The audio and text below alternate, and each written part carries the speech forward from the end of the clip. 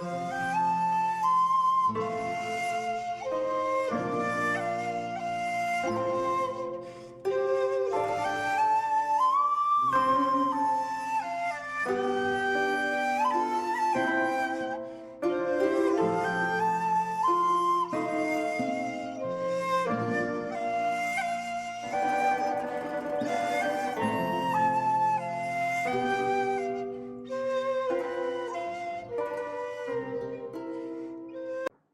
దేవుడు ఏమన్నాడు అక్కడ కొత్త నిబంధనలో యోహాను ఏమన్నాడు? నేను గొర్రెలకు మంచి కాపరిని. ఎవరైతే గొర్రెలుగా ఉన్నారో వారికి ఏం చెప్తాడు? కాపరిగా ఉంటాడంట. అర్థమైందా? గొర్రె ఏమవుతుంది? గొర్రెలు ఏంటంటే దేని కాపరి? మేకలకు కాదు,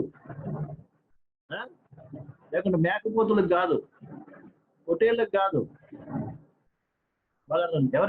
ఎవరికండి కాపరి? గొర్రెలకు మాత్రమే కాపరి. అంటే గొర్రెలు రెండు స్వభావం ముఖ్యమైనది. అక్కడ యేసుప్రభువు చెప్పాడు ఏంటంటే, నా గొర్రెలు నా స్వరము వినును, అవి నన్ను వెంబడించును. గొర్రెకి రెండు మాత్రమే తెలుసు అండి.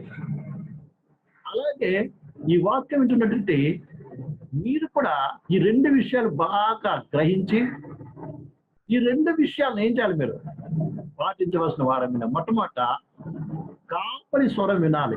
దేవుడు నీతో ఏం మాట్లాడుతున్నాడు, దేవుడు ఏం చెప్తున్నాడు అన్నది మాటను ఏం చేయాలి? నువ్వు వింట నేర్చుకోవాలి. దేవుని వాక్యం ఏం చెప్తుంది నీకు, ఏమి బోధిస్తుంది దేవుని వాక్యము, ఏమి చేయమని చెప్తుంది దేవుని వాక్యము, ఆ యొక్క మాటలు ఏం చేయాలి? నువ్వు గ్రహించాలి, నీ మనసులో పెట్టుకోవాలి. పెట్టుకొని ఆయనను వెంబడించాలి. ఎవరిని వెంబడించాలి? ఆయన వెంబడించాలి. యేసయ్యను వెంబడించాలి. యేసయ్య అడుగుజాలను వెంబడించాలి. నువ్వు అర్థమవుతుందండి? ఎవరు వెంబడించాలి? యేసయ్యను వెంబడించాలి. నీ మాదిరి యేసుప్రభు. యేసుప్రభు ఈ లోకం ఏది జీవించాడో, యేసుప్రభు ఎవరంటే ఆయన ఎవరసుడే. యవన కాలంలో 33 సంవత్సరాలు బతికాడు. ఆ యొక్క 33 సంవత్సరాల వరకు ఆయన ఈ లోకంలో జీవితం ఏ రీతిగా జీవించాడు, ఏ రీతిగా ఆయన అడుగు ముందుకు వేశాడు అన్నట్టు దాన్ని నువ్వు గ్రహించి ఆ యొక్క వాక్యం ప్రకారం ఏం చేయాలి? నువ్వు జీవించాలి. కాబట్టి ఆయన స్వరాన్ని వినాలి, ఆయనతో ఏం మాట్లాడుతున్నాడో వినాలి, దానికి లోబడి ఆయన్ని వెంబడించడం నేర్చుకోవాలి. ఈ లోకం నువ్వు దేన్ని వెంబడించొద్దండి. ఈ లోకం ఏం చేయకూడదు? యేసు ప్రభువు తప్ప ఇంకెవరిని వెంబడించడం వీలు లేదు. అలా వెంబడించావా గతం ఏమవుతుంది? నీ జీవితము నాశనం అయిపోతూ ఉంటుంది.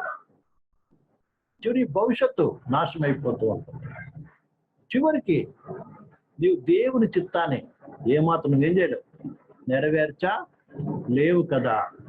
ఈ లోకంలో అనేకమైన కష్ట శ్రమ బాధలు అనుభవించవలసి వస్తుంది. తప్పిపోయిన గొర్రె పరిస్థితి ఏమవుతుందో మనందరికి బాగా తెలుసు.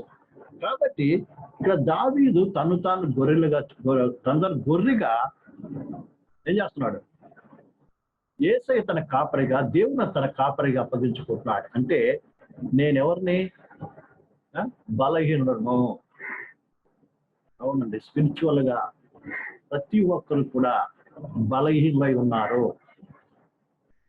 ఎప్పుడు ఏ క్షణంలో, ఏ పాపంలో, ఏ యొక్క శోధనలో, ఏ యొక్క పరిస్థితులు ఎవరు ఎప్పుడు పడిపోతారు ఎవరికి తెలియదు. సంసోను ఎంతో గొప్ప బలవంతుడు కదండి, కానీ ఏమయ్యాడు? వైపు చూస్తున్నాం. చివరికి జైలు పాలై గుడ్డివాడై ఎంత భయంకరమైన వేదన ఆయన అనుభవించాడో మనం చూస్తాం. అనేక మంది ఈ దినాల్లో యేసయ్యను తన కాపరిగా చేసుకుంటున్నారు.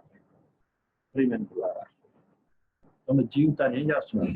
నాశనము చేసుకుంటూ ఉన్నారు. కాబట్టి మొట్టమొదట ప్రియమైన పిల్లారా, గొర్రె అనేది చాలా బలహీనమైనది. నిత్యమా దానికి ఏం కావాలి? దాన్ని కాపాడేవారు, దాన్ని మేపేవారు, దాన్ని బాగోగులు చూసుకునేవారు నిత్యం అవసరము. అందుకే కాపరి అవసరమై ఉన్నాడు. అలాగే ప్రియ సహోదరి సహోదర, నీవు కూడా ఒక గొర్రె వలె నువ్వు గ్రహించాలి, నేను ఎవరిని? బలహీనో. అర్థమైందండి? కాబట్టి నన్ను కాచేవారు, నన్ను మేపేవారు, నన్ను సంరక్షించేవారు ఎంతో అవసరము. అది కేవలము యేసు ప్రభు మాత్రమే.